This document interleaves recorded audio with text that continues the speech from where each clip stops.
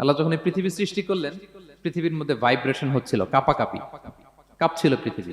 আল্লাহ পৃথিবীর কাঁপাকাঁপি বন্ধ করার জন্য এই পেরেকের মতো পাহাড়গুলোকে পৃথিবীতে ঠুকে দিলেন, কাঁপাকাঁপি বন্ধ হয়ে গেল। এই দৃশ্য দেখে ফেরেশতারা বলে, ইয়া রাব, হাল মিন খালকিকা আসাদ্দু আলাল জিবাল।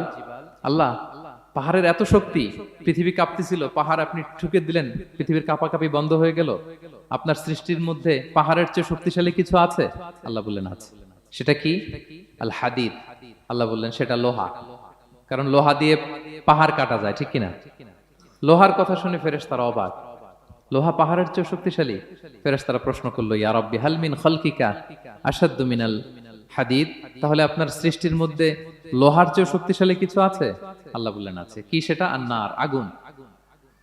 কারণ আগুন লোহাকে কি করে? গলিয়ে ফেলে। ফেরেশতারা শুধু অবাকই হচ্ছে। ফেরেশতারা বলে আগুনের চেয়ে শক্তিশালী কিছু আছে? আল্লাহ বলে আছে, আলমা, পানি। কারণ আগুনে দাউ দাউ করে জ্বলে ওঠা আগুনের মধ্যে পানি দিলে আগুন অস্তিত্ব হারায়। ফেরেশতারা শুধু অবাকই হচ্ছে। তারা বলে তাহলে পানির চেয়ে শক্তিশালী কিছু আছে? আল্লাহ বলেন আছে। আর রিহ, বাতাস। কারণ বাতাস পানিকে একদিক থেকে আরেক দিকে নিয়ে যায়। জলের মধ্যে বায়ুর উচ্ছ্বাস লাগলে জলোচ্ছ্বাস তৈরি হয়, ঠিক কিনা? ফেরেশতারা আবার অবাক হয়ে বলে তাহলে বাতাসের চেয়ে শক্তিশালী কিছু আছে? আল্লাহ বললেন আছে। সেটা কি? বলতেছে বনি আদম। ওই মানুষ শক্তিশালী যে গোপনে দান করে, এত গোপনে যে ডান হাত কি দান করলো, বাঁ হাত সেটা টের পায় না। পড়েন সুবহানাল্লাহ।